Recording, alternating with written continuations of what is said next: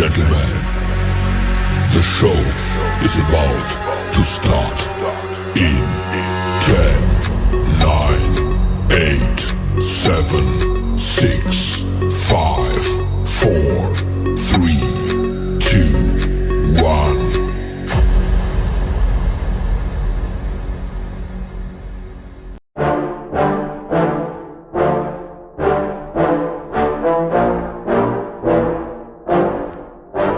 Yeah, I just wanna be the greatest. Everybody knows my name, shit. I'ma have this whole fucking game list, spitting with the same wit, and I'm gonna be famous. Ain't nobody able to delay this.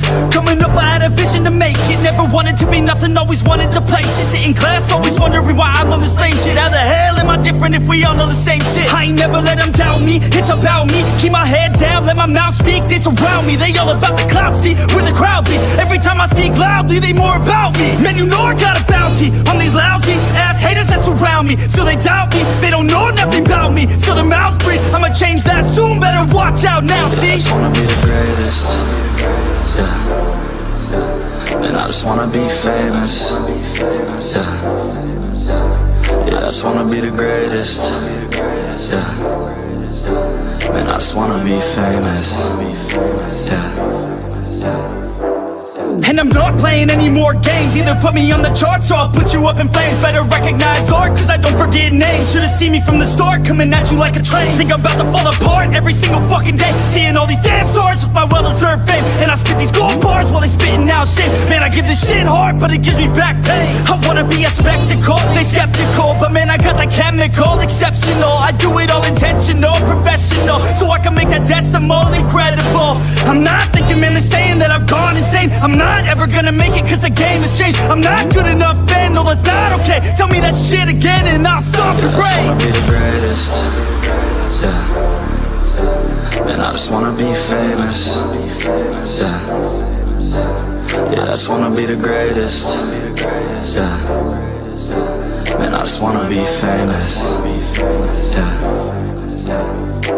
Now wake up, you got some shit to do. It's 6 a.m, I don't care, you got some shit to prove. Cause right now, you ain't got nothing that big to lose. So get your ass to work and don't you dare hit snooze. Can't stop this, I'm obnoxious. And I'm honest and novice with promise. Made monstrous, I'm conscious, but I'm nauseous. Think I've lost it, I've got it. Spitting all this, still I'm not it. I've got this, I will not quit. Man, I'm all in, balling on a budget. Man, I'm stalling, crawling, cause I'm nothing. But I'm all in, calling, I'll be something. Yeah, I'ma get it now, you can leave if you don't like it. Say it out loud, you believe it, you can bite this. Keep my head down and I keep on going timeless. Make it somehow, I believe it when I write this. I just wanna be the greatest. Yeah. And I just wanna be famous. Yeah. Yeah, I just wanna be the greatest. Yeah. Man, I just wanna be famous. Yeah.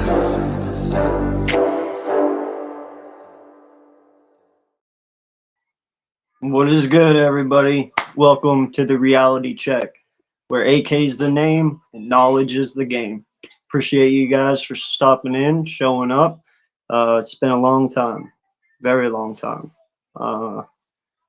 You know, did not anticipate it to be this long. A lot of things have happened in these past 8 months, some of which, you know, I even question if I'd even be back. So, you know, it's a lot to get through mentally, you know. It was definitely rough, but we're all going to find out together. I question some things, but we'll see what happens. I am joined with my buddy here, Randy. Appreciate you, sir, for joining me and doing the show with me today. You know, it's good to see a comfortable face. So, you know, nah, man, it's really been rough. You know, I've never known the mental side of things, you know, when it comes to mental health until what happened. And, you know, not that day, not only did I lose one of my best friends, but I also lost a big part of myself, you know, and it took a long time for me to get back, you know, and I will say this, man, I'm nowhere near who I used to be. You know, I try every day, you know. I even sometimes question if I'm going to have the entertaining factor on here, you know, like I used to. But I appreciate everyone out there who always asked about me, always checked up on me. You know, Randy, you first and foremost, Mitch, you know, everyone. You know, it's halftime. You guys have been a great support cast. You know, couldn't ask for better friends on here. So thank you guys for everything. And hey, by the way, we hit 1K. You know, I was not a part of that. You know, and I thank each and every one of you for stepping up and continuing to do all the hard work and dedication that it took to do it. You know, I couldn't ask for a better group of individuals in this network. You know, you guys are amazing. You know, I didn't keep to my word, but you guys kept to yours. But I will do what I can moving forward to, you know, make up for my loss. So, you kept this network afloat by having us a StreamYard while you were away. So, you know, even though you might not have been there mentally, you were there spiritually. So, you know, we also have you to thank as well for that, because obviously this is your baby. If it wasn't for you sitting down with the boys and thinking about an idea about potentially building this bad boy up from the ground up to what it is now, and boy, by all means don't let this mean that we're done. No, this is the beginning now. Like, now this is where we feel like where hardcore sports can now start to compete. So this is just the beginning, but again, like, a thank you to you, and a thank you to Mitch and to Tyler for you guys sitting around the round table and thinking of the Hardcore Sports Network. So you know, it's been some tough times, like you said, but looks like the chat here is definitely coming to show some support. So right away, here's Daniel Sports, like always, popping into everyone's chat. Usually the first guy, if not the second guy, popping in. So big shout out to him. Then we got obviously Coach with his PC. What's up, I heard you were going through some tough times as well, Coach. You know, I hope you are doing good as well. It's been a long time since we got to talk, and I miss talking with you. So, you know, appreciate you stopping in, man. And then obviously a big supporter of yours, Nina. Oh, Nina, yes, yeah. Hey, I need to see some more mom dance videos. So, you know, I loved watching those. They were spectacular. You know, her mom is amazing. You know, she's one of the best Eagle fans there are, man. When we win, she starts grooving, doing her thing. So, you know, yeah. So, yeah, definitely appreciate you. Thank you. That's awesome. And then we have Sports and Wrestling Connection. Says, what's up, AK? How you doing, sir? I believe you know this gentleman next here, Mr. Koski. Yeah. Mr. No, Koski. I owe you the biggest thank you of all, man. You know, you truly have stepped up over these last 8 months. As, like I said, that I've been going, and you kept everything afloat, you know, and you did it all, and I put the stress on you, and I'm sorry for that, but I'm not sorry because it worked out. So, you know, keep doing your thing, man. Love you, buddy, and thank you for everything. People were fools for letting you go before, but we got you here, buddy. And then need a follow-up question to your response. Yeah, no, it was a big loss for all of us. You know, he was a very close friend on YouTube, and he did a lot of streams with all of us, and you know, he was gladly to say actually, but sadly at the same time, he was the backbone and the heartbeat of us. You know, he really was, and it's a very big kick in the balls, but we'll get over it. You know. Yeah, it's like you said, it's tough because like when Jeff was on, everybody wanted to go hop on with him and be on with him because you knew the energy that he brought. You're right away there knowing like, okay, like I gotta match this. So it's like, you know, like you said, you it's taken you a little bit, but you know what, small steps, like I said before the show. So, and then Mitch says StreamYard is huge, absolutely. And then one of our big supporters there, Mr. El Capitan himself, Rafa. What's up, Roth? How you doing, sir? Long time no see, man. And Do then he you have says, time? How you doing, sir? I'm glad to see you too, man. We'll get together soon. "What's up, Melvin? Thanks for popping in, bro. That's right, go Birds." Yeah, we're gonna get to some birds talk here soon. And then, Coach, this is to you, AK. He's still the sexiest man. I don't know, man. I don't know, man. Halftime might have something to say about that.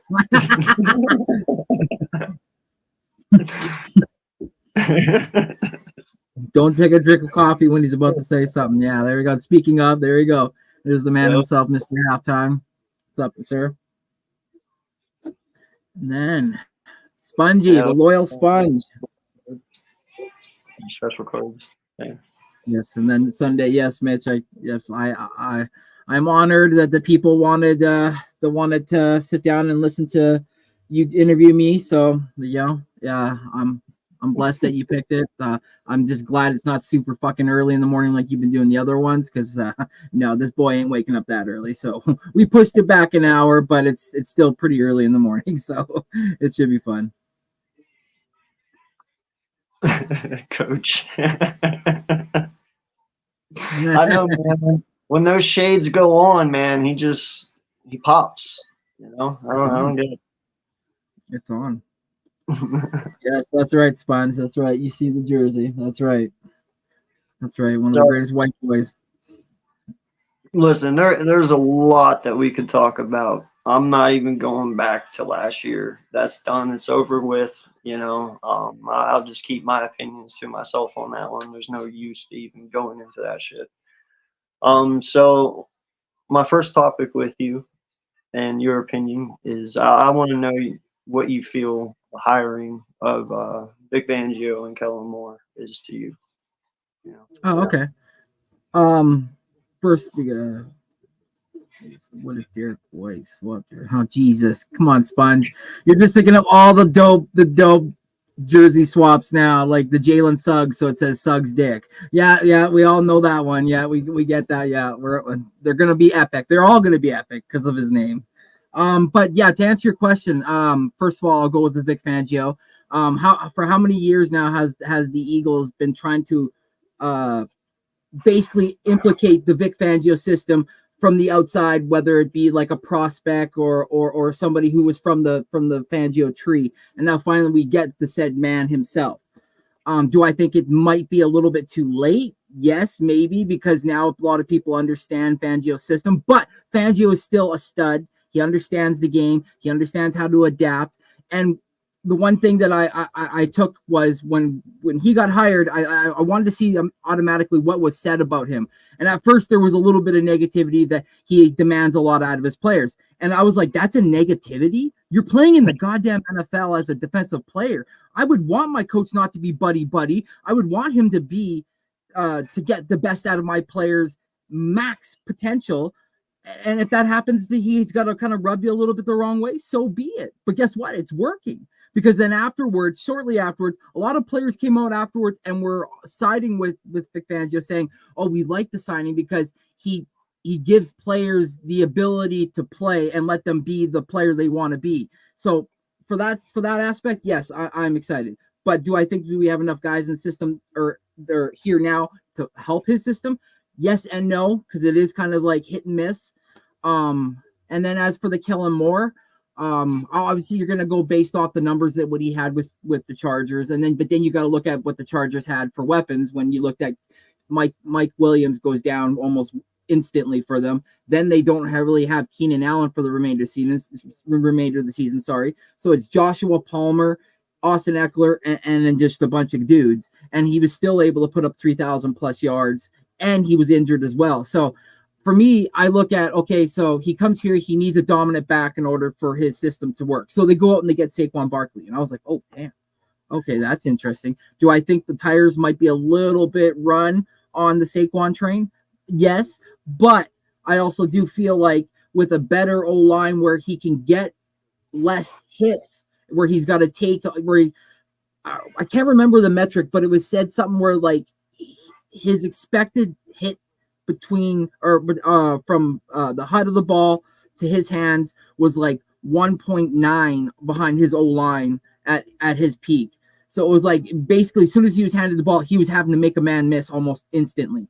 When the ball was handed to DeAndre Swift last year, it was 2.9 or 3 or something like that. So it was like literally Swift was actually going forward before he finally got contact. So thinking of the player that Saquon is and what he could bring healthy, I was like, man, like that might be a steal. And then you look back and you go, man, well, how he ever done this in the past? He kind of admitted to it in his presser when he said, he goes, I was in the building when we re-signed Brian Westbrook. I was the GM when we re-signed McCoy to $9 million. So it's like, it's not necessarily out of the norm, but it wasn't something that they did recently in the past. So it's like, you have to look at the player. And for me, the player was the reason why they did that. So for all that and a broad-winded, I'm excited, but I'm also real skeptic as well. Yeah, no, I like the very last thing you said because that's exactly how I feel. Okay. I like him, but I'm also skeptic about it. You know, I understand everyone being excited for Vic. I get it. I just need to see it work. Yeah. Last year really taught me a lot. Especially the Super Bowl, you know. First, whenever I saw the 49ers run Christian McCaffrey into the ground, literally into the ground, you know, kid could barely pick himself off the ground in overtime, you know. It really made me start to think about 2017 when we had Blunt and Jay Ajayi, that 2-back punch. Mm. I love Saquon. I mean, hell, I'm a Penn State fan. You know, right. Did I feel that was our major, most important position at the time? No, but I loved it. You know, I really think that we need a second punch at halfback. In all honesty, I know there's people out there who have faith in Kenny Gainwell, man, but I don't. Kenny is not him. He's good at times and bad at other times. You know, he has his moments. Saquon is going to do a lot of. Okay, let me rephrase this. First, why I was a little bit shady about Saquon is because in the last 5+ years, tell me what head coach has ever used a halfback correctly in this offense? You know, so when we went out and we spent all that money, instantly I'm like, okay, I'm going to completely implode if he only has 150 carries this year. I will go ballistic. You're paying $34 million for 3 years for 150 carries. That is not Saquon. You better run the shit out of him. He better have 250 carries. I mean, he better have a lot of touches, dude. You know what I mean? Yeah. Yeah. We've never had a head coach do that lately.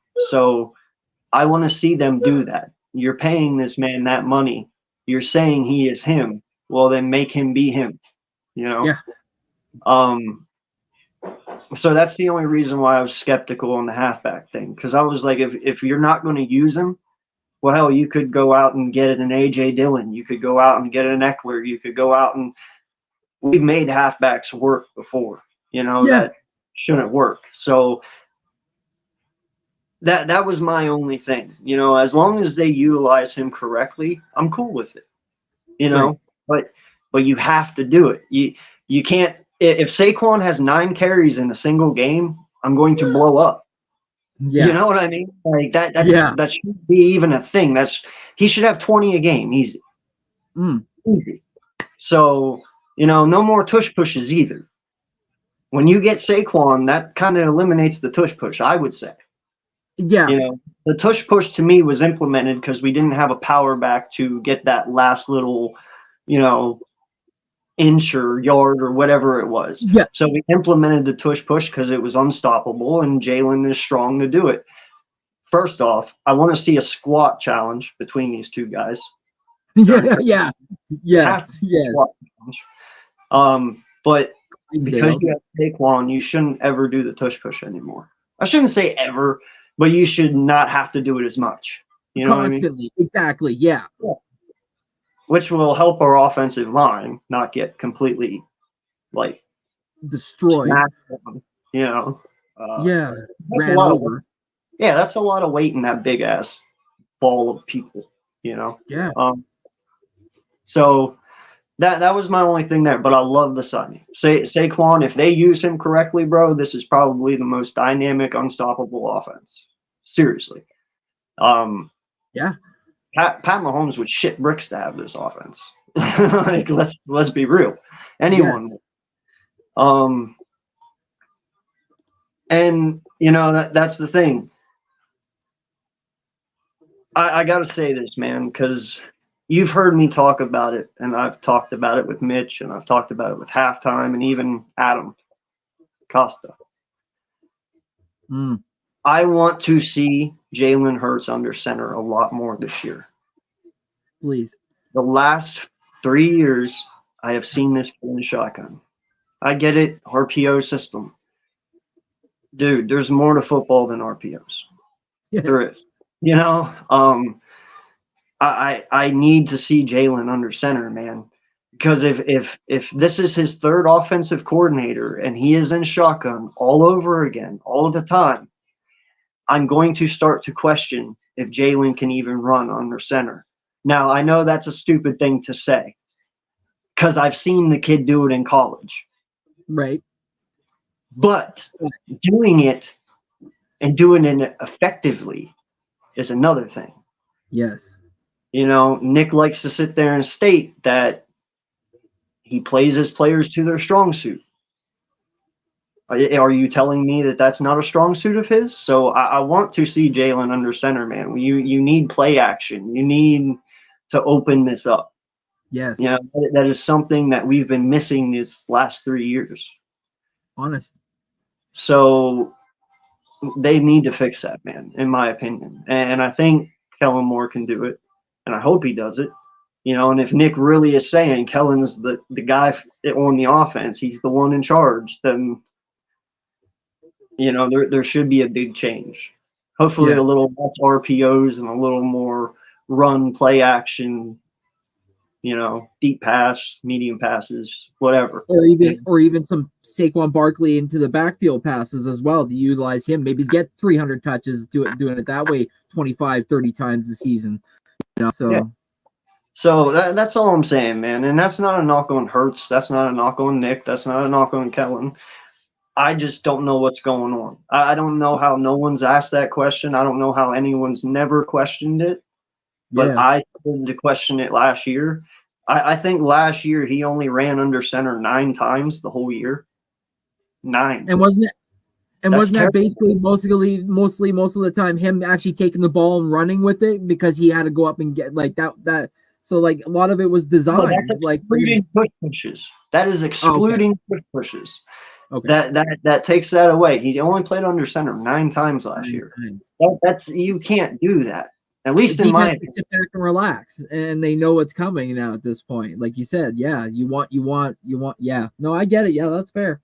Yeah. And then if this is the case, and this is and this happens where like you just see another OC come in and it's just Hurts again doing the same thing, then I think you do bring some levy to the situation of it. Maybe it is developmental Hurts, and maybe there is something that was overlooked and he can't. And then now that becomes a bit of a declaring. Let's not say that. no, but like you said though, like we're not hating on him. Like I said, listen, there are things that you can look at every quarterback in this league, every starter in this league, and there's something negative about them. Of course, you know, yeah. Everyone, even Pat Mahomes has a negative somewhere. I don't know where, but it's there somewhere. Yeah. You know, I'm just saying, and I see coaches comment, you know, he had more success in gun at Oklahoma than versus under center. And I get it, man. I'm just saying, I feel, your quarterback is a major part of your success. Okay, it is. And I need a quarterback, and everybody should feel this way. Well, no matter even if you're an Eagle fan or not, you need a quarterback who can do it all. You know, I'm serious.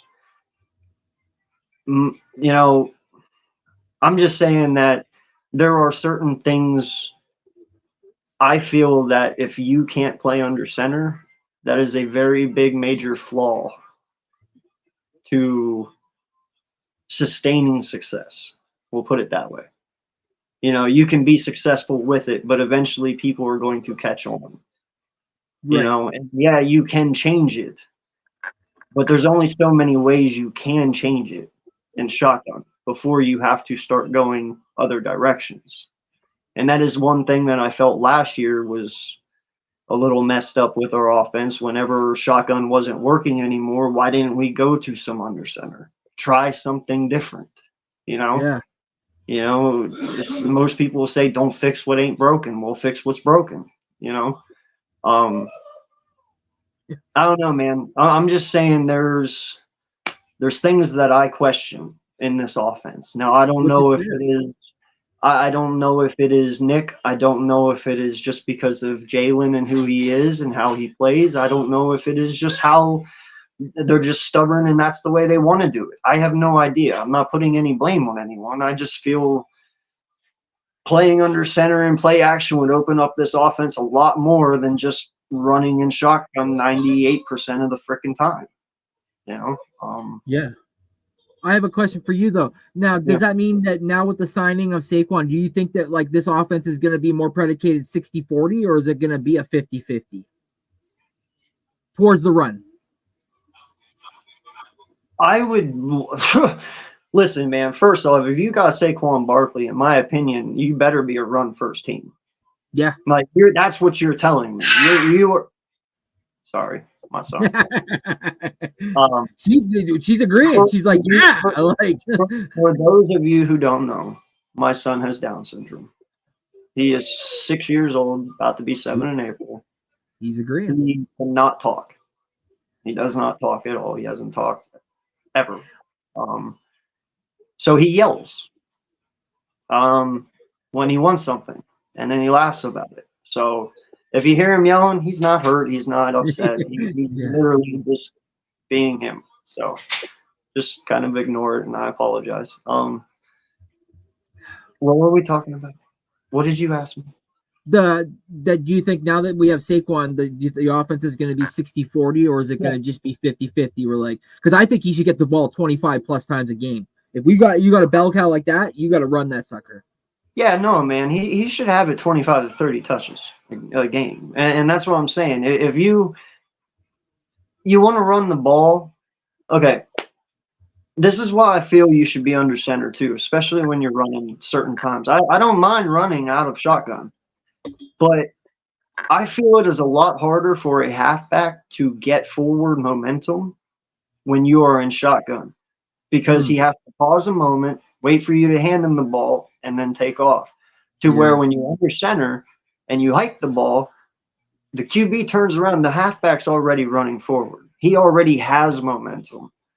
You know, you're only stalling out your halfback by running out of shotgun, in my opinion. You know, and I'm not saying that all the time it doesn't happen that way. You know, sometimes we get really good runs out of shotgun. Then there's times that we look really fucking shitty. You know? I don't know, man. I just that's just my opinion of things. You know? We don't always have to run out of shotgun. No, true. So now the question goes, now that we do have Saquon, do you think there's going to start to be maybe a little rift that A.J. Brown might not see the ball as much because we're going to be predicated towards maybe more of a run style? I still think A.J. is going to get his 1,000 yards. Yeah. I mean, I still think Smith is going to get his 1,000 yards. You're right. He's going to have to take a step back. He's going to have to listen. Last year, AJ was the dog. Yeah. Okay, he was the dog. He still is the dog, but Saquon's a different dog. Saquon's the dog you bring in to replace the dog. Yeah. AJ is a difference maker. He is a game wrecker, but Saquon is a game changer.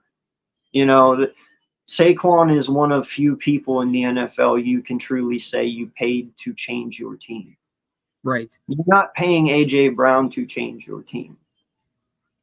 You know, you pay Saquon for that. Saquon is let me. I feel like I'm really taking some credit away from AJ, but I'm not.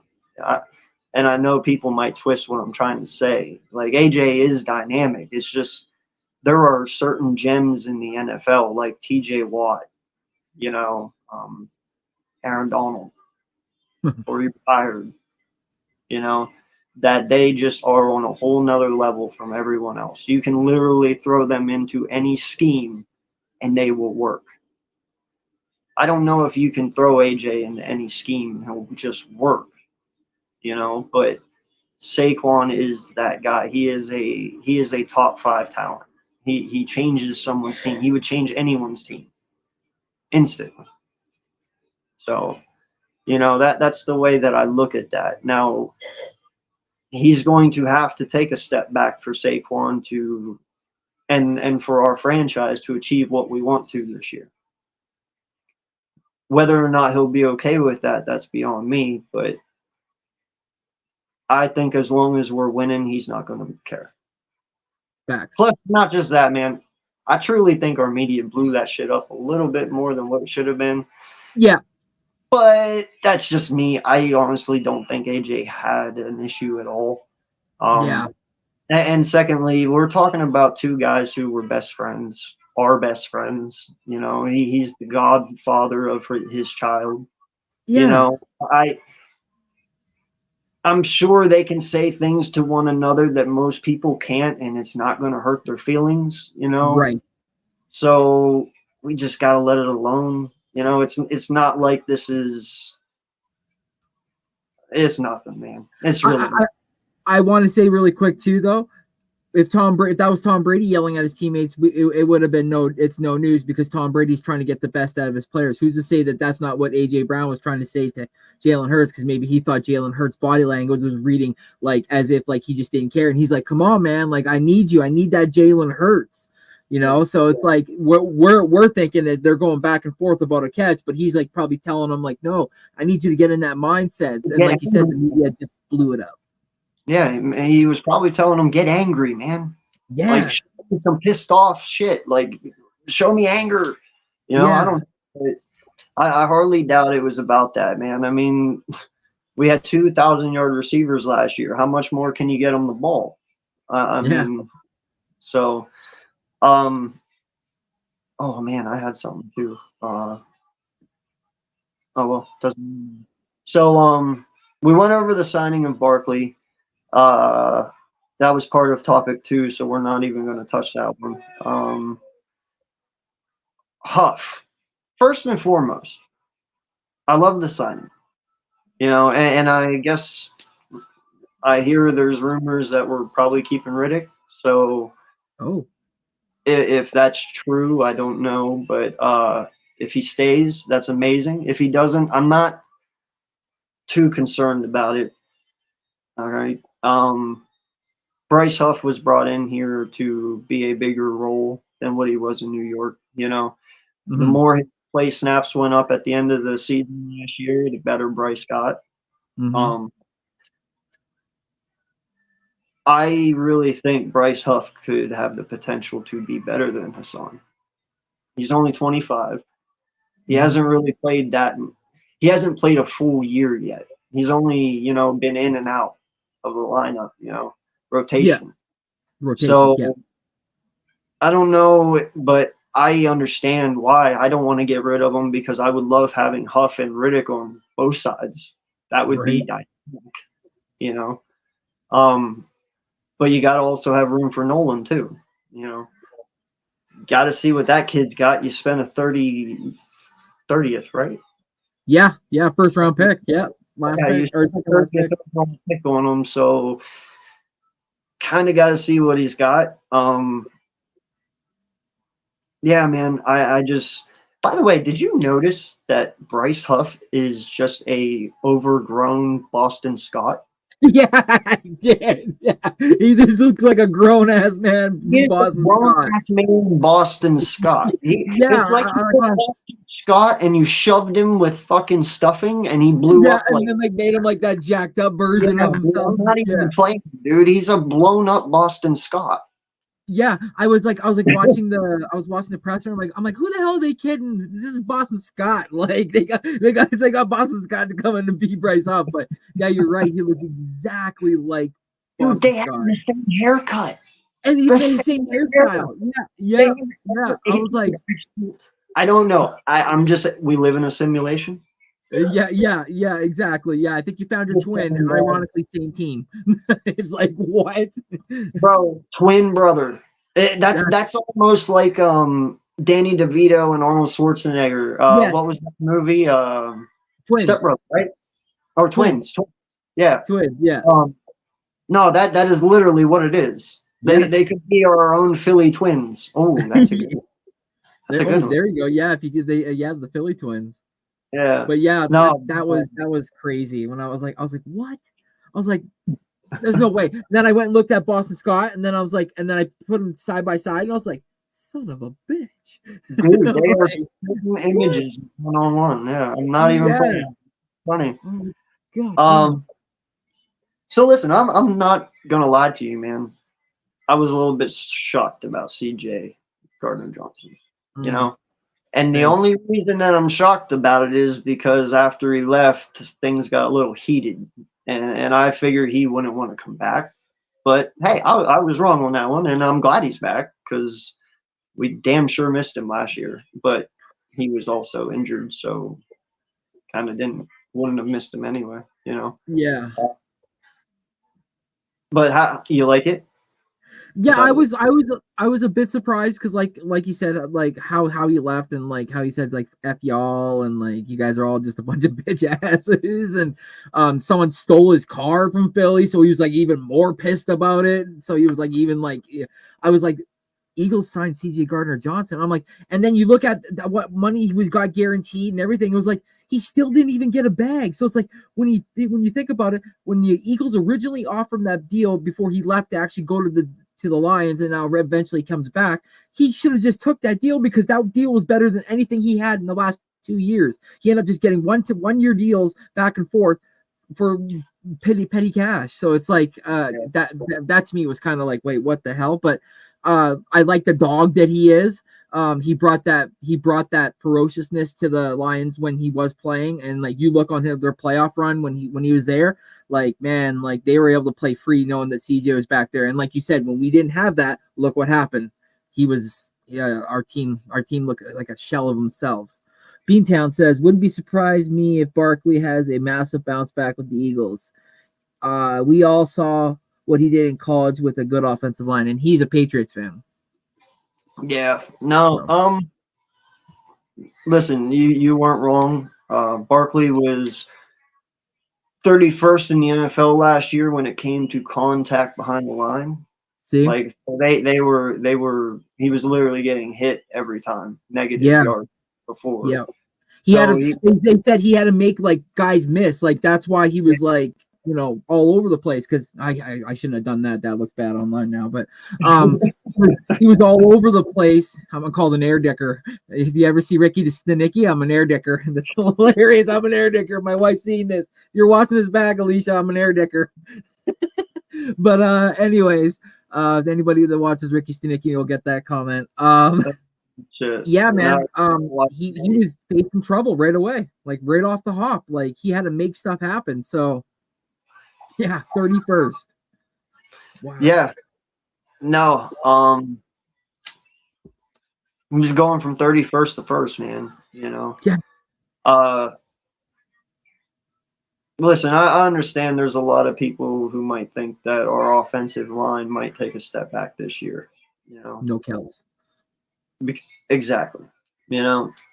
Replacing a Hall of Famer is very hard Yes. Very hard. By the way, I'm just going to say this. I have no sources. I'm just going by gut here. Oh, okay. I don't think he's done. Ah. Okay. I watched his podcast, dude, and I always watch it. My wife is a big fan of him and his brother. You know, she loves it. And he seemed very excited about Saquon. And if you remember, he made that comment on his podcast. He's like, shit, way to go, Howie. He's like, of course, the moment I retire, you get a good halfback and then you're going to have a dynamic season. He's like, you would do that to me. And he's like, makes me regret even walking away. And I was like, what are you saying? I'm just saying, man, if he sits out for a little bit in the next few months here, and say 2-3 months from now roll around and he feels okay, just saying. Who knows? It could come back. It's happened before. You've seen players retire and come back. It has happened. So I don't know, man. I think he might regret leaving because of what just happened. Okay. And like I said, the main reason he retired was because of his body. And I understand he wants to be able to play with his girls. He wants to be able to get up in the morning, but he also knows what it felt like last year, and he also knows what it felt like the year before. And if he feels that there is any freaking chance in hell he can get one more, oh hell yeah, why not go for it now? You know? And then here Sponge says Carter's gonna fill big shoes now that Fletcher Cox is gone. Yeah, you know, and I hope it also lets our big man Milton Williams get a little chance to shine too, dude. Yes. You know, he this is one thing I gotta say, dude, and this is one thing I get frustrated with, and I hope, because if this Riddick thing is true, I hope it doesn't happen to Nolan. We tend to get a lot of talent at certain positions, and we flood it. And sometimes we don't give the young guys the chance, and we end up losing on some pretty good talent, aka like Roswell Douglas, you know. Jordan Poyer. Exactly. You get what I'm saying. Yeah. So if you keep Riddick and you have Huff, how much is Nolan going to get a chance to play? Right. You know. And then how about next year and the year after? You know, so I'm just, we tend to overflood it, and then sometimes we don't let certain players shine. And I feel Milton has been one of those players. With Cox sitting there for the last 3 years, you're playing him because he's Fletcher Cox. You're not really playing him because of the production he's doing. It's because of who he is, and he's just a big body, you know. Right. Let's all agree Fletcher Cox last year was not Fletcher Cox. You know, I feel Milton would have given you more because he's never been paid. He has a lot to prove. You know, young players have a shit ton to prove. So that's all I'm saying, and that's why I didn't really like the Brandon Graham signing. I understand the contract and wanting him to retire an Eagle, but you know. What about Nolan? Yeah. You're not going to want to sit Fiji. You're going to make him a rotation. I'm just saying, man. It's plus we still have Sweat. You got to develop the young guys. Yeah, and you still have Sweat too. You got to develop the young guys. You know, yes. That's why I get a little irritated with people when they talk about corner position. You know, a lot of people, I guess, are forgetting we got Isaiah Rodgers from the Colts this past year. Yeah. He was 5 years old, and he was balling the year before he got suspended. He was one of the top corners in the league. And that's the key thing. Suspended. He wasn't injured. He was suspended. Yeah, he wasn't injured. He was just suspended. Yeah. You know, you got Keely Ringo, who's really good. You know, he's got a lot to improve on. He's got a lot of work to do, but for how young he is, his potential's off the charts. Raw. Yeah. You know? You go out and you get a corner in the first round or second round, these guys are never going to see the field, and I'm never going to know who they are unless somebody gets injured. Because you still have Bradbury, you still have Slay. You know, Isaiah Rodgers is probably going to either be outside or in. They're probably going to move Bradbury in and keep Isaiah Rodgers on the outside. Slay's too. Yeah. That would do what I do. Because Bradbury, I don't know. I don't trust him outside anymore, so I'd move him inside. Because you don't have Maddox, thank God, because he was a fucking injury risk. All the time. Perfect, amazing when he was on the field, but terrible whenever, you know, he's not out there. Exactly. And then you got Kaylee Ringo, too. So, and then there's some younger ones under him that are really good. You know? Yeah.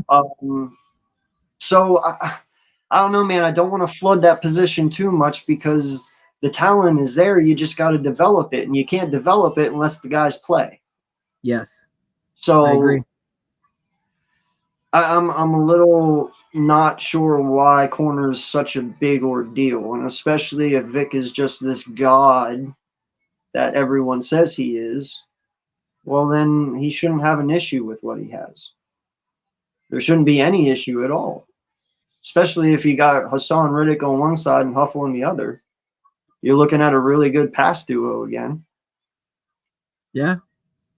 Honest.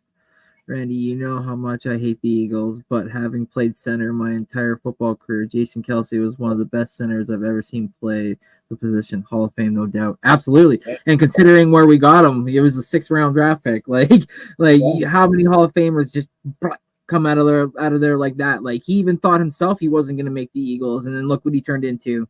Like, Jeff Stoutland did a lot to make that man who he was. So Kelce would even tell you the same, that without Stout, he wouldn't be where he is. So see, and that's another reason why I'm not so worried either, man. Like, people forget, Kels would not be Kels without Jeff. Without Stout, there's no Mailata would not have been a 7th round fucking all-star without Stout. Rugby player. Dickinson would not be the highest paid fucking guard right now if it wasn't for Stout. Yeah. Jurgens last year was looking like Kels on those fucking pools. He was going downfield. All I'm saying, man, is I understand he left, but we all have to understand too. There is a reason Jason Kels picked this man. There is a reason he handpicked him and told Howie to grab him. Yeah, it will like, I see that kid in that kid is me. That's what he said. It will be a little bit of a pullback.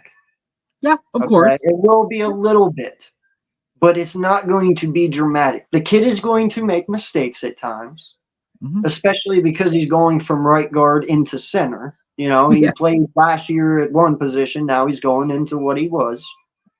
But he got to play next to Kels all year long. Yeah.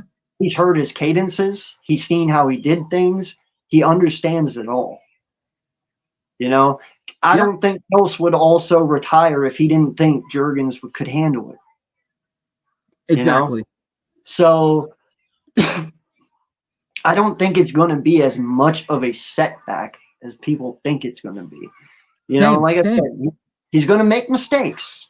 Yeah. But as long as we keep doing what we do and Stoutland keeps working with the man, the kid's going to be Kels 2.0. Yeah. Maybe not as good, but he's going to be like, they're going to be, you know what I'm saying? Like, to be close. He will be a Hall of Famer if he keeps doing what he's doing. A couple of years, 3 years down the road, we're going to be laughing, going like, man, could you imagine there's so many Eagles fans worried about the center position when Kelce left? But literally, we have baby Kelce 2.0. It's like, yeah, exactly, because Kelce literally probably sat there and scouted the shit out of this kid, going, I see myself in this kid. He does literally everything I'm doing. So it's like, there you go. There's the guy. There's my replacement. Think about it, man. Jason Peters left. Yeah. What happened? Yeah. What happened? Nothing. Mailata stepped right in and did his thing, right? Yeah. Sayamalu left. Yeah. What happened? Nothing. Richardson stood right in there and did his thing, right? Yeah. Yeah. Brandon Brooks retired. Yes. Yes. And that wasn't unexpected either, too. What happened? Nothing. All I'm saying, dude, is we're very good at doing what we do. Howie is very good at what he does, and that is finding the best offensive lineman to fit Philadelphia. And I'm telling you right now, bro, you might go from 1 to 3. Yeah. Know what I'm saying? That's going to be your drop off. You went from the number 1 offensive line down to 3. Exactly. Is that so bad? Really? No, because it makes you want to work harder for next year to be number 1. So it's like, that's my point. So I think we'll be just fine, man. When it comes to that. Okay, so I'm gonna talk about my what? Just Chad. He wants to. A lot of the Steelers fans just hate that man. Who? Tomlin. They just don't like Tomlin. Chad, I don't understand how you don't like your head coach, bro. 19 winning seasons. 19? No, not Chad, but just Steeler fans. Some Steeler fans in general are like, get rid of Tomlin. He hasn't brought us any success in X amount of years. And I'm like, having winning seasons isn't a success. Well, depends on what people think success is, I guess. Yeah, exactly. So,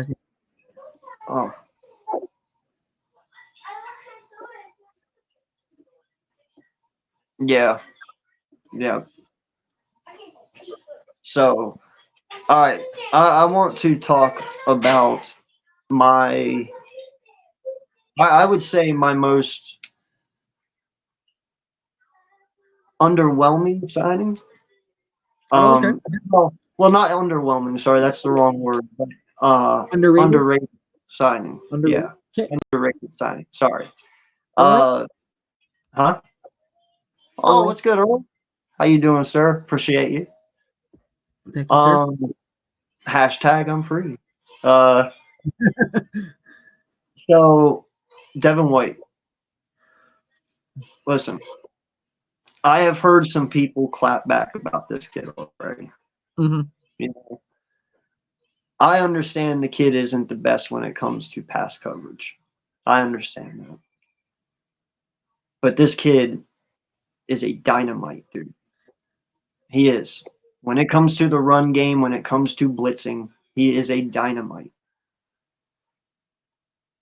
I don't know how they're going to use them. I'm very interested to find out. But I'm telling you, a lot of people are doubting this kid. He could be the linebacker that we need going forward. He is only 24, I think, 25. He's very young. You know, and he came into the league very, very young. So he's probably got a lot to learn. But I'm telling you, don't doubt this kid, man. Tampa loved him. They did. You know, I know that some people were excited to get rid of him, but even my stepson called me the day we picked him up, and he was like, hey, man, he's like, congrats on getting White. He's like, he's going to do good for you.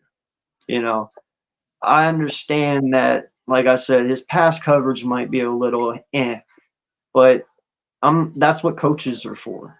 That's what development is for. That is what, you know, we bring them here for. I mean, if you're telling me that Vic can't get him ready, then I guess Vic is not our guy to be our coach. I mean, that is what they are there to do, to coach these guys, get them ready, and to develop them. And Devin White is probably one of the best middle linebackers we could have got to develop. But that's my opinion, man. I think he's going to be a huge impact. How about you? I had some of my qualms just because like late in the season last year he got benched and he didn't finish the last three games of the season because I don't know, maybe something going on behind closed doors, maybe something going on with the head coach. But it's like, again, it's like I just keep wondering the 1 year rental, and then like let's say he does what you say, what you're hoping he does, right? And like he goes out there and he has himself like the best season that basically any linebacker that was a free agent could. Now he's going to be too expensive for us to retain, and now it's going to be like, well, what the fuck are we going to do? Now we're going to go get another guy that's going to hopefully be out there on a 1 year deal. It's like I wish they would just finally address the situation and either pay a linebacker or draft a linebacker, like worthwhile. Because right now, I hate to say it, but it's like it's just the way the cookie crumbles. Shout out Crumble Cookie. Nakobe Dean hasn't had a full healthy season. He is yet to have a full healthy season. And, I know he was a later round pick, and that was the reason why he fell. A lot of people thought he was a projected first round. He fell to second, fell to the third. He ended up coming to us when he did. So it's like, if he doesn't have another full season, I think the team needs to really start thinking, is this the year we draft backup linebacker, and if he gets injured, then we cut our ties with him and we move forward with what we have? Or do they do another year where they hope that Nakobe Dean stays healthy, they hope that Devin White stays healthy, and they hope that everybody just has a good year? Because if not, we're just we're playing that stupid game of bashing our head into a cement wall. I feel so. It's like that's the only way I feel, but I do like the signing. No, man, I'm with you on that. Like, I will tell you this right now. I am really tired of Avonte Maddox type players, Yes. injury-prone players. I'm tired of – it always seems like we get one more than one sometimes, Yeah. I had a lot of expectations for Nakobe, but so far he's been a Maddox. Injured more than out there, and that's not cool with me, man. I'm just saying that I want a Jeremiah Trotter again. Somebody who can take over a game, somebody who is dynamic, someone that a team fears. Where's my Fred Warner? I want a Fred Warner. I'm tired of not having a Fred Warner. I think linebacker is one of the most important positions on defense. Not only are they your captain of your defense, but they are the heartbeat, man. That's why Ray Lewis got paid the way he got paid. That's why Brian Urlacher got paid the way he got paid. That's why Luke Kuechly was so good Luke Kuechly was so good. Yeah, like – that's why Fred Warner is why the 49ers defense is amazing. There's a lot more players on that defense, but he's a very big part of it. Absolutely. He's the motor that keeps them running. No one fears our linebackers. No one. I don't fear them. Street guys, man. It's like so.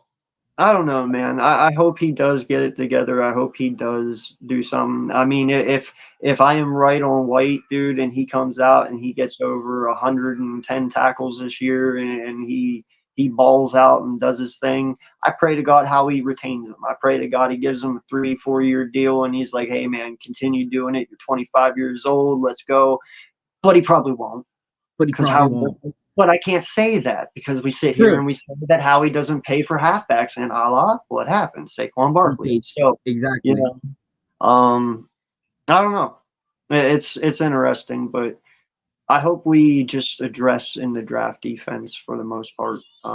Maybe a halfback and a no lineman, and later in the draft, like 4, 5, 6, but definitely first 3, 4 picks should be defense. And I would definitely start with linebacker, like first and foremost, but like Trotter Jr. maybe. Yeah, you like him? Take out a way to get him. That would be an amazing pickup. In all honesty, that's really the only one that I want. I'm very comfortable with what Howie did. Very comfortable. Now we just got to use the draft to fill in the pieces. That's true. I myself like that kid out of Texas A&M, the 22-year-old Edrin Cooper, the 6'3", 230-pound linebacker. His immeasurables and his side to side is almost Warner-esque. And Oh yeah, he the just, white fast, dude. He is lightning quick. yeah, yeah. So I'm like, I'm torn between obviously the name, obviously Jeremiah Trotter Jr., but it's like Cooper's right there. And then there's a guy that nobody's talking about, and I don't know why, but I get it, and it's what you said, injuries. But Peyton Wilson, this guy out of NC State is a fucking tackle machine. Like he literally looks like the guy from the caveman from the Geico commercial. He's he's just like but he fucking, you look at his tape, the guy's like a missile to a fucking a ball carrier or a wide receiver, tight end, and he brings them down. Like he just brings them down. Yeah, he's had some injuries like not last year but the year before. But he had a full, I believe he had a full healthy season last year, and the guy was a stud. There's so many players out there I wish that we could go after, that I hope that Howie addresses, that apparently our team's history has proven that we don't draft below. Screw all that shit. Draft the best available player, like you said, on defense. Let's build this powerhouse. Yeah, man. Listen, there's one thing I learned last year too, and I will never stray away from it anymore. You look at Kansas City's defense this past year. One, I believe they had the youngest team defensively. One of them. Yeah, one. Yeah. That defense carried that team, and that defense won that Super Bowl. There is no ifs, ands, or buts about it. That is what it was. It was a dynamic defense with a offense. I mean, when you look at the Super Bowl, there is no way in hell anyone can sit there and tell me they knew with a shadow of a doubt Kansas City was going to win just because of how that offense can putter. Yeah. They did it. Because that defense stopped CMC. They stopped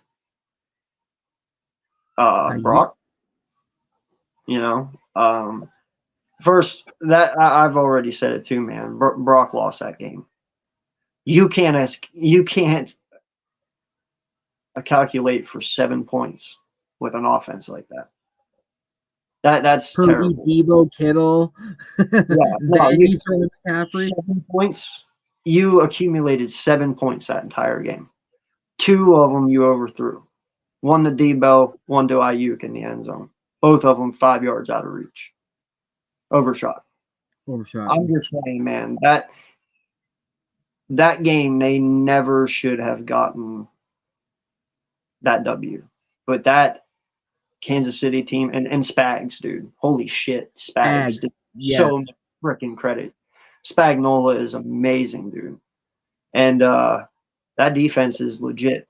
But that's why whenever I look at our high-powered offense, and especially before the moves we made, I was a little pissed because I was like, what's it matter if you can score 44 points if the other team can score 46? Yeah, exactly. It makes no sense. So no, as long as my defense is dynamic, as long as it is in tune with one another, everyone is on the same page, and everyone puts their egos in check and just does their job and does it to win and win as a team and not individually, we should be okay. Yeah.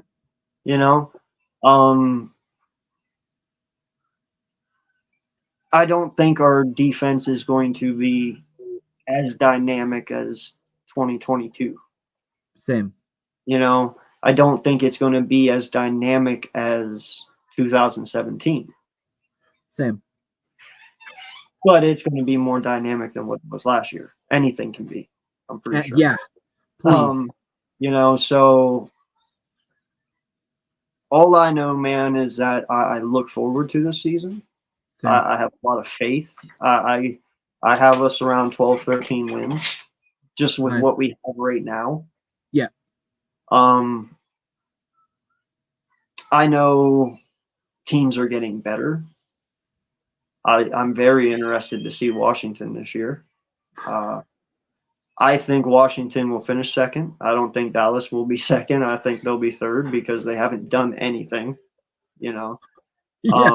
There's a lot of bullshit going on over there. And, dude, all Washington has done is just make move after move after move. I really like the moves they've made.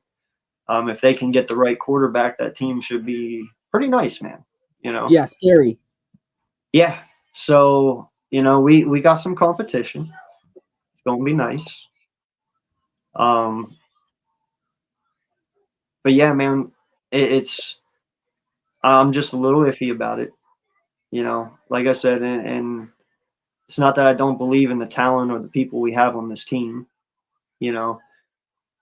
Certain ways I do question Nick, but I don't, because I know he's been able to lead this team before.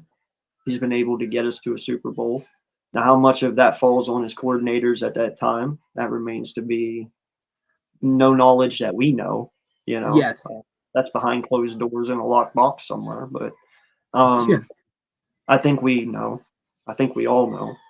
And that's why we feel excited this year whenever we brought in Fangio and Moore, because we're like, all right, experienced coordinators again. Maybe they can help Nick get back on track. Yes. So I'm with you guys. I 100% agree with you guys. But I have my reasons to be skeptical too. Of course. I like how they went through and got everybody. Like Clint Hurt came in. Have you seen that, man? Just his presence alone should just fucking bring some fear to our defense, right? Like I think we signed Clint Hurt to play defensive tackle. I don't think he became a coach.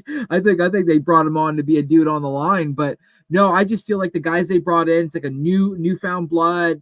Guys that just want to show their worth so they could potentially maybe get something in the near future. So I feel like hopefully they rounded out a good cast of guys this time, not just something just for the sake, just because he wanted this guy or that guy for X and O reasons. No, we brought in the X and O reasons. We got our OC and we got our DC. So now it's just a matter of Nick making all this work together cohesively. Yeah, no, man, I'm going to tell you this right now. Where I was at the end of last season, I was pretty pissed. We all were. And I will tell you, I was ready to – I was even in my mind, I told many of my friends that fire them all. I don't want them here, not even Nick. And everyone's like, oh, I'm like, no, dude, no. We take too much pride in this team. We spend too much of our hard-earned money on this team for what happened last year to happen. That was disgraceful. That made us look bad. That was so unprofessional on so many levels, bro. Like, and that is not who we are. We pride ourselves as fans way too much to have that shit happen to us. Exactly. So I really was on I was like, fire Nick and go get me I can't think of his name right now, but the D coordinator. Mike Vrabel? No, the D coordinator from Minnesota. Oh, Miami Ducks head coach. Brian Flores. Yes, I was ready. I was like, you know what? We've had offensive coordinators, the last 3 head coaches. I'm tired, and especially the way our defense acted last year. I was like, I'm tired of having defensive struggles. I'm tired of this bullshit. Go get me Brian Flores. Bring a dynamic defense in here. Let's rebuild it. And you still got Jalen. You still got AJ and Smith, and you can make the offense work, but get me a freaking dynamic defense, and give me somebody in here I know who has a dynamic defense, and he does. But I'm okay with what they did. I'm okay with it. You're okay. That was the second best option. Like there was only that option or the one they did. I understand that the hate for Nick shouldn't be there, because the guy has done a fantastic job as our head coach. I'm not going to lie. He has. Right. His record shows it. Right. And I like his demeanor a little bit. I like his cockiness. It's fun. It's entertaining. I wish he wouldn't have run on sentences, but dude, seriously. The guy asks you a question, say a quick line, shut the fuck up, move on. Right? Yeah, it's like an hour later. It's like, oh god, 5 minutes to hear you say the same shit 3 fucking times over. Like, I got it the first. Okay, we get it. You water the plant. Okay, fuck. It's like, yeah, just answer the question, shut the fuck up, move on. Yeah. Then, dude, it was hard to watch that interview today that he did, because I was like, all right, when's the next question coming? 2 minutes later, are we at the next question yet? Like, imagine the reporters. Oh, they're sitting there like biting their pens, like, fucking guy, man. Yeah. So I'm willing to let it ride. Oh, I have to. I'm not willing to. I have to. It's not my fucking It's inevitable decision. now. You know, it's out of my hands. But Yeah. you know, we'll see what happens. I feel good about it. You know, in all honesty, Dak Prescott had his best year under Kellen Moore. You Yeah. know, and Yeah. and I think that was his 5,000-yard season, right? Yeah, and that was with all the weapons like we have on the outside with their tight end and their running back and this, that, and third. And look what we went and got, a running back, because we already got our tight end and our two wideouts. I had one question for you before you ended this, and that was Coach actually asked it, and it was what is your take on them banning this drop hip tackle? Like, so basically a stat came out at the end of the season saying apparently scoring was down this year. So what happens? Next thing you know, we hear there might be revamping a tackle rule. What's that tackle rule? This. Now, I do get that it does at times cause injuries, like it does, but we're playing a man sport where injuries are at everywhere. Like you could, an offensive lineman could step on a quarterback's foot, and that could be the quarterback's foot season for who knows how long, the whole season, this, that, the third. So now my question to you is like, is this just a way just to continuously bring up scoring, or are they actually taking care of players? Because remember, they're also talking about adding another game. So is that really taking care of players? Listen, man, you know how I feel about this. I'm sure a lot of people do. Yeah. This is not a pussy sport. No. Okay? These kids are born, they are raised to play this game. There is a reason people like me and Randy and all of us are on here and they're out there. Yeah. They are God athlete freaks with freak of nature talent, and they're unnormal human-sized beings. Okay? They are. They're everything every single one of us want to be. What's going on, Joey? Appreciate you, sir, for stopping in. Thank you. When are we going to get to a? We might as well just make this flag football. You know, Yeah. I don't know, man. The rules are just getting out of hand. I understand that you don't want people to get injured. I don't want people to get injured, but in a way, injuries happen in this sport. You know, I don't even like to bring up the Damar Hamlin thing. You know, but that was a scary dude. I watched that live.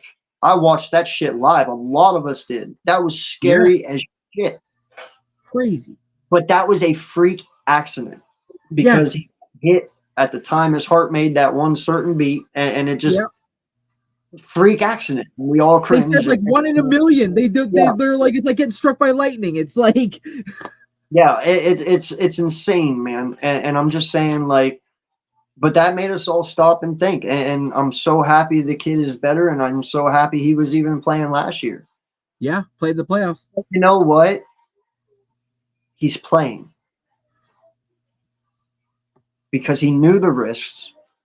He was willing to take them, and he's still willing to take them because it's what he loves to do. Exactly. Okay. Secondly, I'm pretty sure, if I'm not mistaken, these guys get free health care while they play. Okay. I'm pretty sure the NFL gives them free medical, like everything is free to them. Their MRIs, their x-rays. You know what I'm saying? Like, I'm pretty sure they don't have to pay a single dime. Okay. Carson Wentz made $120 million off of us. Why am I worried about his injuries? He's not worried. He's still playing. He even played last year. Yeah. They don't care if they get injured. None of them do. No. They know when to walk away, and they know when not to. Yep. Which, by the way, I'm actually very surprised Nick Chubb is coming back. Yeah. I want it, especially because it's the same knee twice, but that's a different story. Yeah, man, no, I understand you want safety, but you also can't take football out of football. Yeah. I understand the drop hips because that is how a lot of people get their ankles rolled on. That is a lot how ankles get injured. But bro, sometimes shit just fucking happens, man. Like I told you, you know how they made that rule at the beginning of last year where you can't leave your feet and, do that one tackle, however the heck it is.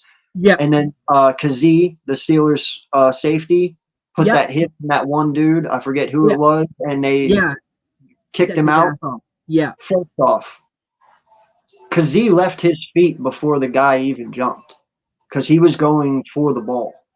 Right. And the guy And they- jumped, and they collided in the air. Unless you're Superman, how do you pull off of that? How do you want someone to pull off of that? That is, Yeah. you're asking someone who is in midair to completely stop all body momentum Yeah.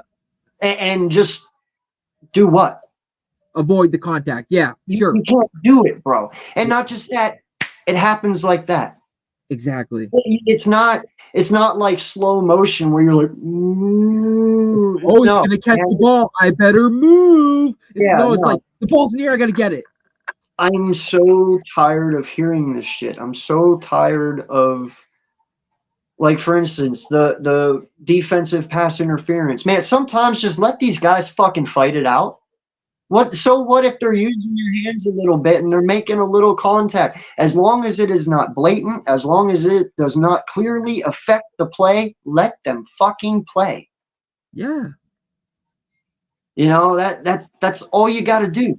What about tackling a quarterback? You can't even, like, you got to basically put it on a blanket, a fucking pillow, and lay him down nicely. And then even then they're like, oh, flagrant, you forgot an extra pillow. It's like, what are we getting to? So, like, how are they supposed to tackle somebody from behind? Are you supposed to run right in front of them, turn around, and be like, okay, now hold on, okay, I'm attack your feet. It's like that. Like, they're making it almost impossible. There's so many rules for the offense, and the defense just keeps getting fucked. Like, it's ridiculous. Yeah. Yeah, and then you also have that, what is it, the tight end box now?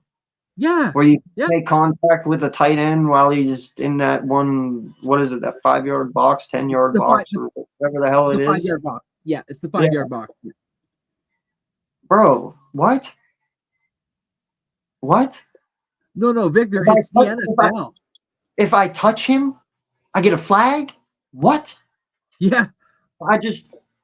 I don't know, man. And then how many times do you hear coaches say, oh, jam him at the line so you can redirect him? Because then it throws him off his trajectory where he's supposed to get to a certain point, cut or break from there, and then come in or out. And then a quarterback expects him to be precise on that. So if you jam him and he expects him to be here, but he's over here, that might throw the play off. Perfect. Gives the offense or the defensive line another half second or two to get to the quarterback.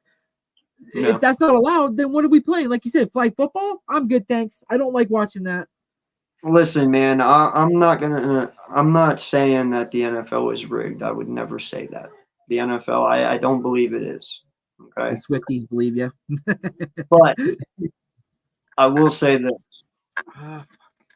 Since betting got involved, I believe that they use penalties to keep games close, to keep games at certain paces, because in all honesty, Vegas doesn't want to lose. They're not going to let Vegas lose, And not just that, the NFL doesn't want to lose. It's all a money game. So I believe that they influence games to a point, if you know what I'm saying. I believe sometimes they are a little more critical on certain penalties when they don't have to be, because the game might be going a certain way that they don't want it to, and the bets in Vegas are going another way, Yeah. So I believe they might do that. But as far as them knowing who's winning, no, I don't believe that, Yeah. I believe teams do get screwed. I believe that sometimes maybe even the NFL might screw them. But like I said, it's only because of Vegas odds, in my opinion. I understand why people love the gambling part of football, but I think it was possibly the worst thing for this sport. For all, I think personally, for all. Yeah, I think it was possibly the worst thing to do for football, period. Yes. Because now you are making people question exactly what I just said. Exactly. Are you influencing penalties to keep games in certain distances. Like you want a +3, you want a -7, you want a, you know what I'm saying? Like, Well, I started to cut you off, but I got to find this video for you, and I don't know if you've seen this video. And it's this kid sitting down with a bunch of kids on a podcast, and he goes, I play at one of the prominent schools, and the mob dictates what happens in games. He's like, somebody will come up with a bag, and they'll say, I want you to throw 3 interceptions in the second half. It doesn't have to be consecutive. You could throw 1 and then throw maybe 2 touchdowns and then throw 2 consecutive or whatever. But I need those 3 interceptions because I need to hit on the 300 or on the 3 interceptions over. And he's like, I'm not going to name the kids. Like, I'm not going to name names because there's people right now in the NFL that have actually been a part of this. And I'm like, man, if this kid keeps running his mouth, he's going to be found with the fishies because, you know, they don't want that kind of stuff out there. This is the only thing that I question. Okay. And all day, Ed, what is good, brother? Hope everything is good with you, dude. It has been so long. I hope you're good. I hope Gio's good. Appreciate you for stopping in, man. And yes, you have no longer Kirk Cousins to worry about. God bless you. I hope everything works out for you. Got Sam Darnold, but he's Atlanta's problem now. So, go get yourself a quarterback, though, bro. Yes. No, listen. Hold on. There was one. Go up one above him, I think. Oh, wait. This one? Yeah. That. I don't think. How can I say this? I don't think people think it's rigged because of gambling. I think, like I said before, I think they can control it at certain times. Like you said, not outcomes, but stage things that happen that change maybe certain scoring drives or something. Now here's the thing. You could literally say that them calling a penalty changed the game because of momentum. It, maybe 2 penalties in a row, or 2 back, or one after another, or one altering penalties. You know, right? A lot can happen, a lot can change, and the other team wins, and you can say, "Well, that's bullshit." You know that. I understand that, but the outcome didn't come from the outcome didn't come from the refs. It came from the penalties and the momentum swing, and kill of momentum. And the kill of momentum, exactly. Yeah. So I understand why people think games are rigged. I mean, hell, I've questioned it, but I can't say that, because if it is, then everything that I love is for what? That is probably the most bullshit thing ever, and I think we would all hate that. You know? And also, you know, I didn't know, but NFL players have to sign NDAs. Non-disclosure agreements for what? Exactly. For what? As a fan, we sit up here on YouTube and we like to think we know everything. Right. Or a little bit about all of it, you know. We don't know what happens in the background. We don't know what happens on certain things, you know, because we're not in the building. But for the most part, we like to think we know everything there is to know about this game, that they've told us everything there is to know. Right. Well, then why do they need NDAs? Yeah. If we know everything about this game, you shouldn't need them. Now, I guess, yeah, you could say NDAs for contract talks and shit like that, but that's in the rules. So, you know, we have rules that you can't talk to players, you know, during a free agency at certain times and stuff like that. Yeah. You don't need NDAs. That's a given. So, like I said, we know everything about this sport, but why do they need to sign NDAs now? Yeah. What can't they talk about? No, now you're gonna got me fucking. That's all I'm saying. there's no reason for any of it. But anyway, that's beyond the point. We got off on the riff there. So before we get out of here, bud, you got any draft thoughts? How you Yeah, like I actually to- have a couple questions for you. Would you be opposed to them drafting a wide receiver? Like, and I'm now again, I'm going to say this with some hypothetical. AJ ain't going to be here forever, and we can't afford potentially his next contract because we got to worry about Devontae. And I think moving forward, we should keep the youth movement a thing. At some point, cut your ties. I understand what AJ's meant to the city, and I'm not sitting here saying he's got to go tomorrow. But at some point, we got to become real that his next contract. Remember, we just signed him to a $100 million contract. His next one, because he's been balling out these past few years, and if we expect him to ball up the next few more years, that contract is going to be worth a little bit more because it's going to be his last opportunity. Whether or not it's with us is another question. So my question to you is, do you think the Eagles should draft another wide receiver? Because we lost Quez, so, and I understand Devontae Parker came in, but he's 32 and his contract's not guaranteed. So a $1.2 million would just be thrown into the wind. First off, man, you might as well just kept Olamide Zaccheaus. Yes. Yeah. Campbell and Parker are just pretty much him. Yeah. And going to be him, you know. You might as well have just kept Quez because that's what they're going to do too. I understand what you're saying. Now, I do have a little bit more for Campbell. I think Campbell could be a better threat than all of them. You know, I wanted him last year. Yeah.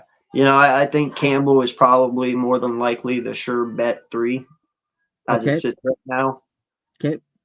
Which isn't bad. But, Right. you know, I will say this too, though. I can't sit here and tell you that Olamide Zaccheaus' non-success last year was his fault. Right. Poland didn't throw to him that much. I think No. he only hit 49 times out of the whole year. I think it was like something like that. Yeah. It was low. It was like 50 something, but you're right. Yeah. But anyways, that's beside the point. It Yeah. wasn't much. I mean, when you have the weapons that we have, and now that you add in Saquon on top of it, how many times are you looking at your wide receiver 3? They're just kind of there for a distraction at this point, right? Or to be a safe gate.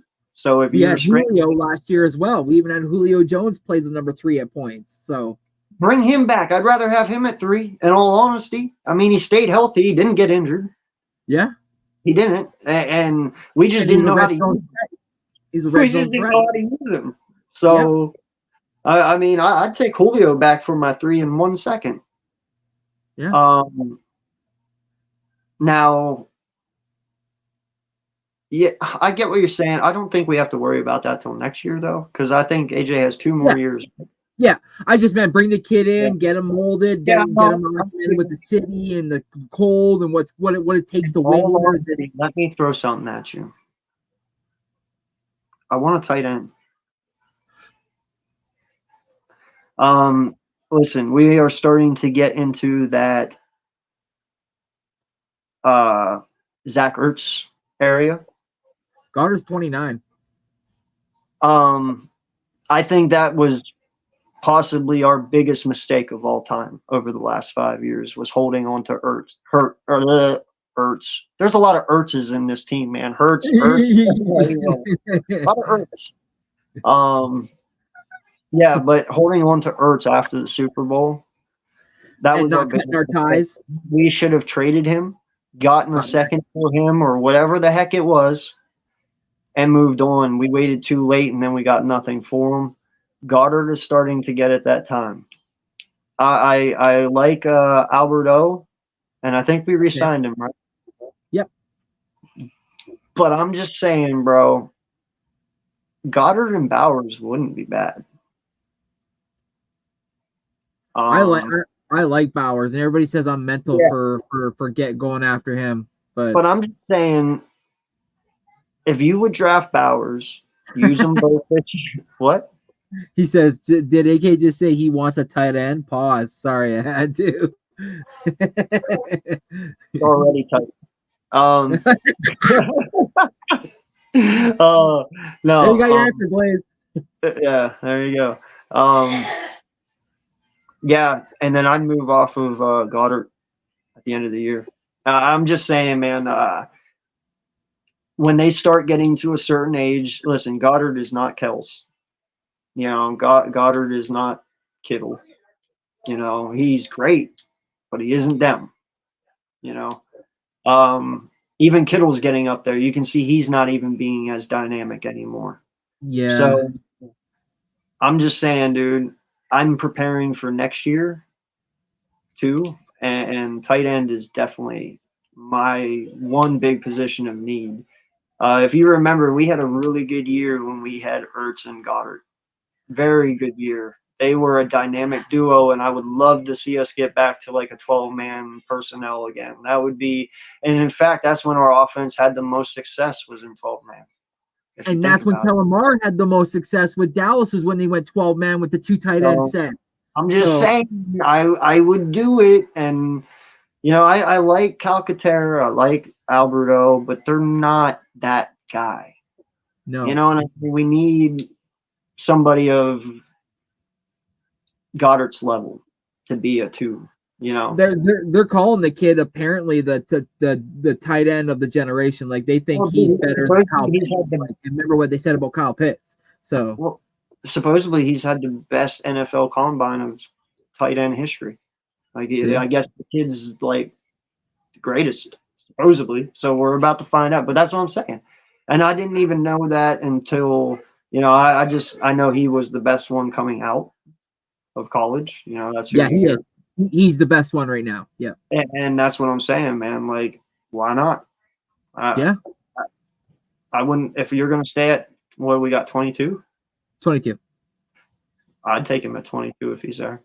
No question. A lot of people think that that's where if a top wide receiver is not available to the Chargers, that's where they think he's going to fall.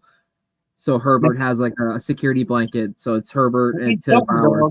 Because he's right now. Yeah, they got nothing. They got nobody. The there.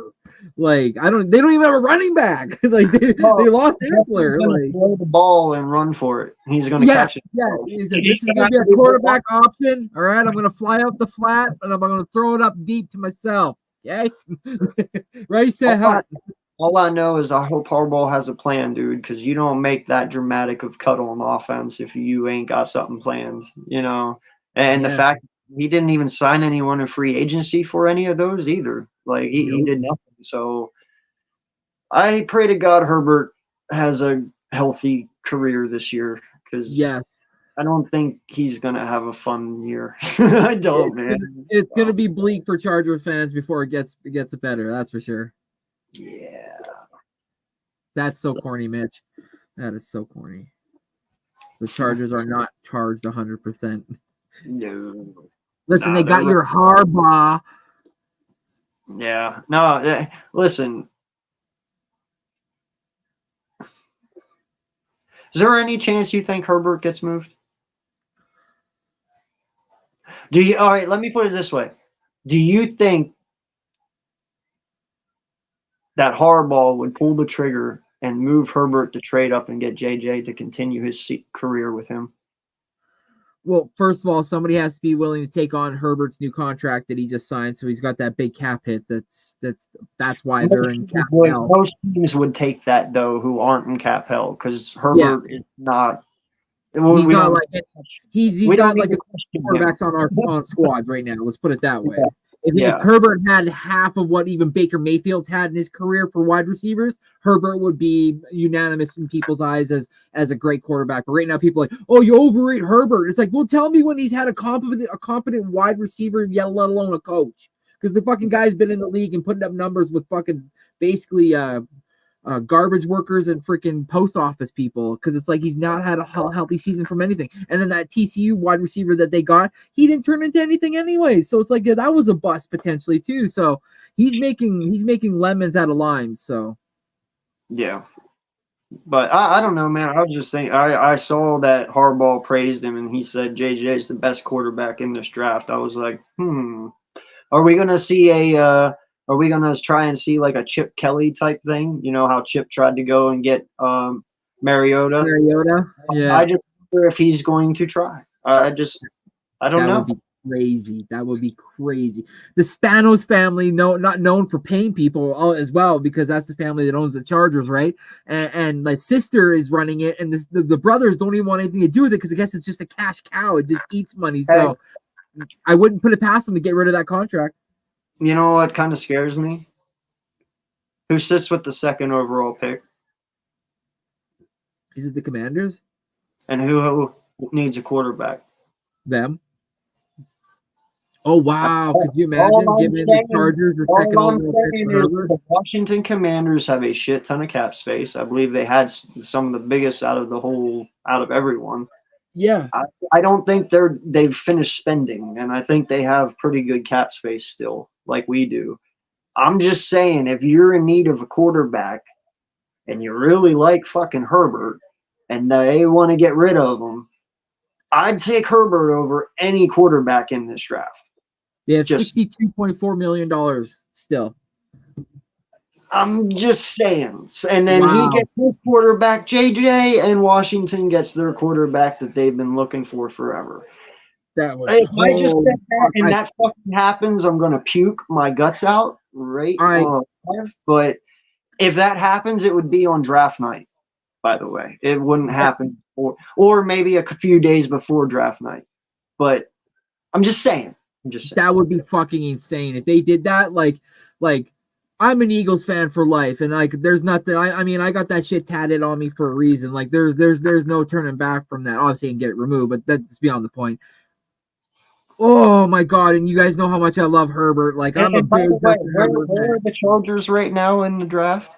Aren't they like 8th or 9th? 5th or 6th?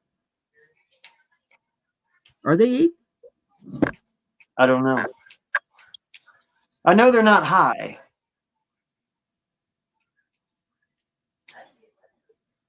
As in like mids and 20s. They're 5th. They're 5th. It's possible. Because you could trade Herbert to the Commanders and maybe. What would you? I don't know. It wouldn't be much, man, because you're only moving down 3 spots. Yeah. Yeah, you would obviously have to backload some of that. Herbert would account for a lot of that deficit in trade value because Herbert is that guy. Yeah. So you would wipe away at least 2 firsts with Herbert. So probably Herbert in like a 2nd or 3rd.